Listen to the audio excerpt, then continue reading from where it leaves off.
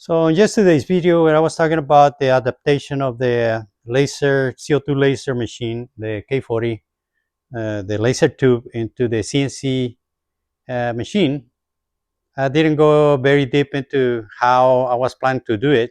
So I wanted to kind of explain, although I'm not doing it at this time, but kind of give you an idea what I had in mind and why. Uh, so that's what this video is all about. Also, I wanted to show you that video on 2019 when I came up with the idea. So stick around to watch it. So this is the C-axis carriage and this is the spindle. As you can see, is the water cooled spindle with this wire to the controller. And here's my laser engraver module that I can move around here too. Just to give you the complete idea of what I was talking about on that CO2 laser adaptation.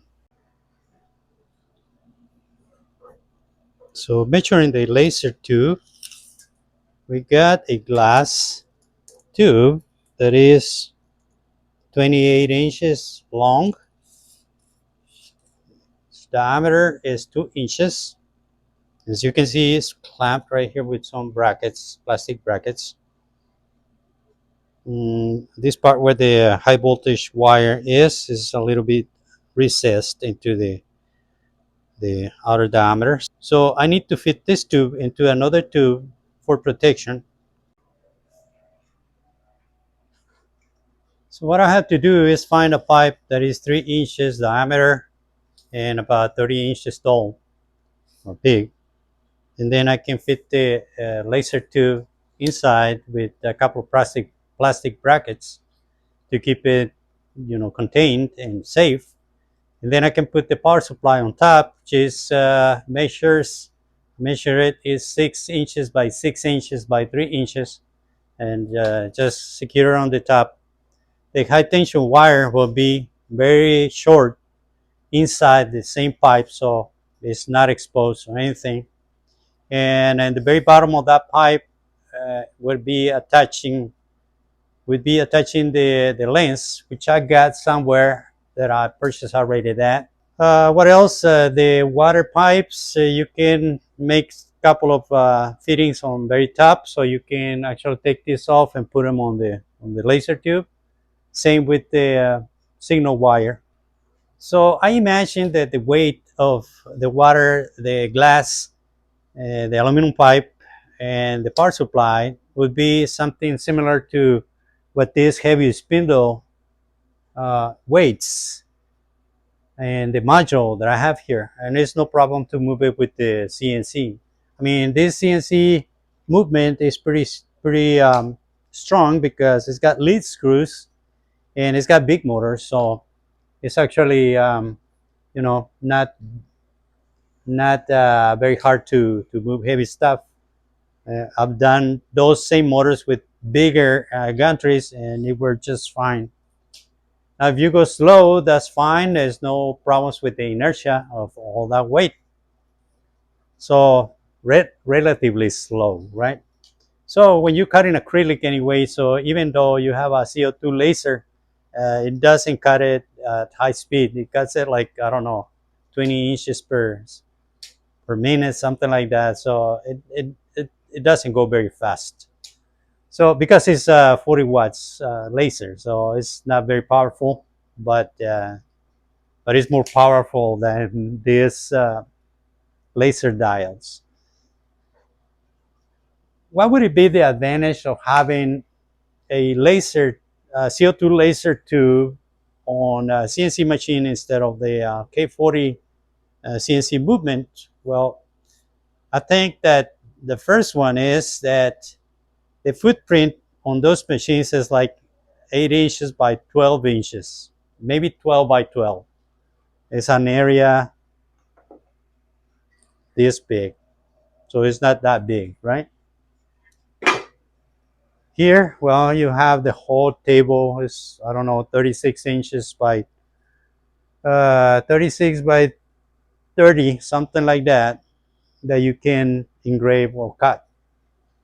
Another advantage that I see is that I can use VCard Pro to create the the G code to cut stuff. I imagine I can use Lightburn also to do that. So it's more flexibility with the programs you can use to create the G code. Now, regarding to safety, well, you have to contain the beam that it doesn't shine anywhere, mostly on reflections, but you know, this is not a reflective surface. And then if you use caution with your glasses and just having the machine, do its thing without anybody being around, well, nobody's here, right? It's just me. But just being cautious about any laser machine that you use. When I use this laser diode, I had to use the glasses because that will damage your eyes. Also, if you look at it, right?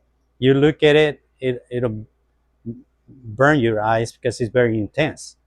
So as long as you are careful, then it shouldn't be a problem. Another problem could be is a risk of fire, but I think I can put a mesh here or something to when I'm cutting acrylic, some sort of I don't know, a wire mesh or something like that.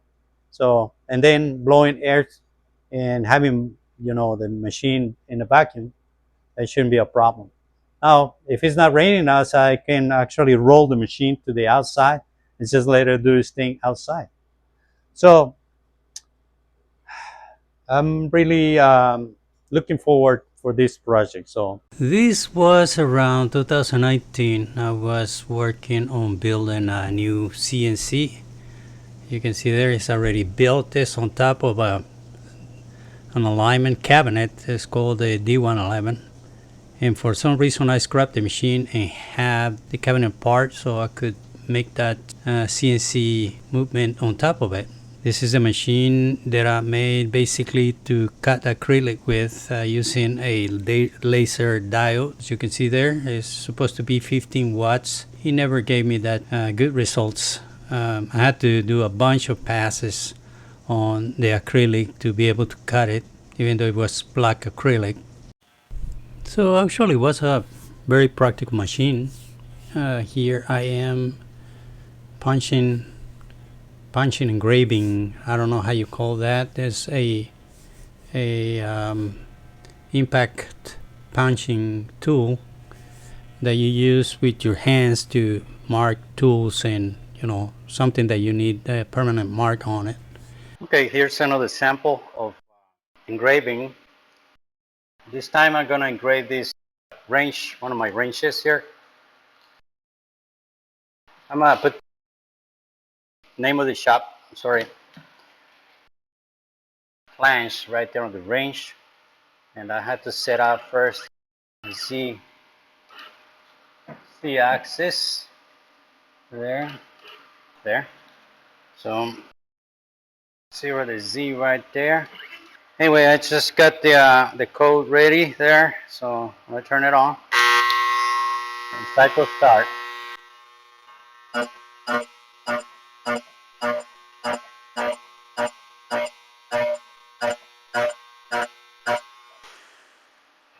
Okay, it's finished. Here's the name. Let me see if I can focus this on the camera. So what I was thinking at the time is basically the same idea that I was mentioning on this video, except that the laser tube was supposed to go on the back of the gantry, shooting straight up, and then a 45-degree mirror on the back to a 45-degree mirror on the front, shooting down to the lens on the very end of that enclosure. Also, the controls for the laser I was planning to have on the front of that enclosure.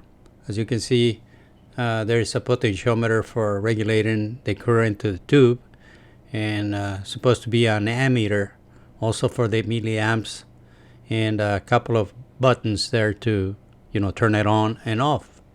So that was kind of complicated because you still had to have the alignment part of the laser path to the lens. So That's why, later on I decided to, put the tube straight into the spindle part of the gantry. So I wouldn't have to have that enclosure all around it. All right, so this is gonna be all for this video. If you're interested in watching some of my videos, you can check out this tube right here on the screen. And well, thank you for being here, and I will see you on the next video. Bye-bye.